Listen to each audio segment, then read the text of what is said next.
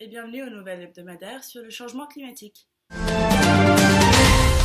Greta Thunberg a été nommée avec ce titre pour honorer la personne qui a le plus influencé les nouvelles ainsi que le monde avec son travail sur l'intégration des thèmes du changement climatique et la durabilité.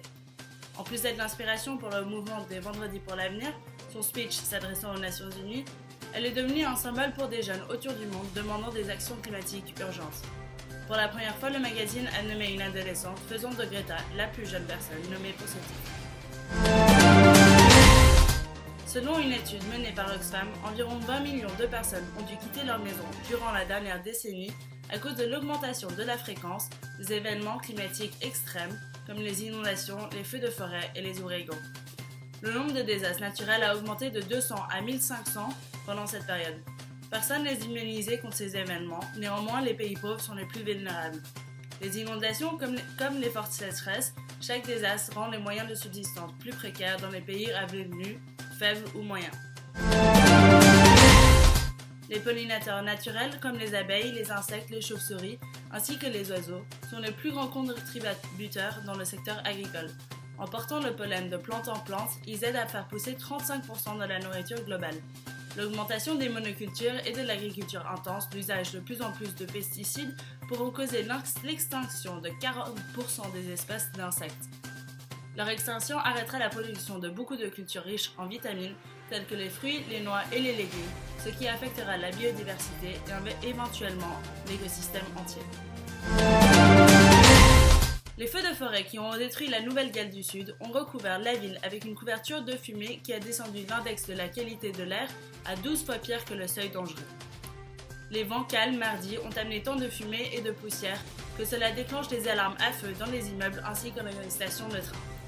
Cette qualité de l'air dangereuse est particulièrement grave pour les résidents les plus pauvres qui n'ont pas les moyens de se procurer des filtres ou des masques. L'activité humaine asphyxie l'océan et cela met en danger la vie marine. L'Union internationale pour la conservation de la nature a publié un rapport qui combine le travail de 67 scientifiques dans 17 pays.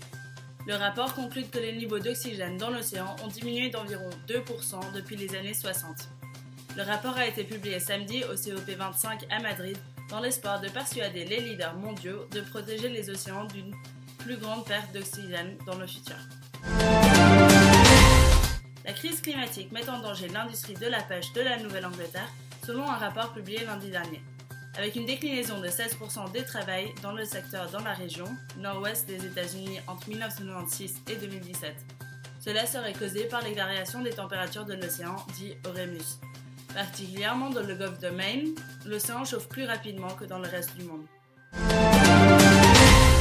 Une étude publiée dans les procédures de l'Académie nationale des sciences a trouvé que dû au changement climatique, les derniers glaciers tropicaux disparaîtront dans les 10 prochaines années. Les glaciers localisés haut dans les Andes et les Himalayas fondent depuis des années. Or, la vitesse à laquelle ils fondent a augmenté depuis le El Niño de 2015-2016. Une expédition a montré que le glacier fondait à une vitesse de 1 mètre par année en 2010 et 2015. En 2016, il y a eu 4,26 mètres de plus de fonte. Les États-Unis ont banni toute mention du changement climatique durant leurs négociations commerciales avec la Grande-Bretagne, parce que cela fut jugé trop sensible politiquement. Le USTR est lié par le Congrès de ne pas mentionner les réductions des émissions de gaz à effet de serre dans leurs accords commerciaux, une situation qui n'est pas prête à changer. Le commerce et le changement climatique sont fortement liés car le commerce peut l'empirer en augmentant les gaz à effet de serre et financer le secteur des énergies fossiles. Le transport maritime est une des activités les plus polluantes. La capitale de l'Inde, New Delhi, a été recouverte d'une brume toxique pour la deuxième fois jeudi dernier. La visibilité est descendue à cause des températures plus basses et des vents calmes, ce qui a fait stagner les polluants dans l'air de la ville. L'index pour la qualité de l'air est passé à 400 sur une échelle de 500, ce qui veut dire que l'air est dangereux pour les personnes en bonne santé et peut sérieusement impacter la santé de ceux affectés par des maladies au préalable. L'index mesure la concentration de polluants mortels, PM2,5, des particules qui peuvent rentrer dans l'afflux sanguin. Une exposition chronique à ce genre de polluants peut augmenter le risque de cancer des poumons, selon l'Organisation mondiale de la santé. Une Une étude de l'Union internationale de la conservation de la nature dit que la désoxygénation des océans est une des conséquences les plus désastreuses de l'activité humaine. La désoxygénation des océans crée des zones mortes sans oxygène qui posent des risques d'extinction à la vie marine. Il y a eu une baisse de 2% du niveau d'oxygène dans les océans et le nombre de zones mortes a augmenté de 45 en 1960 à plus de 700 en ce moment.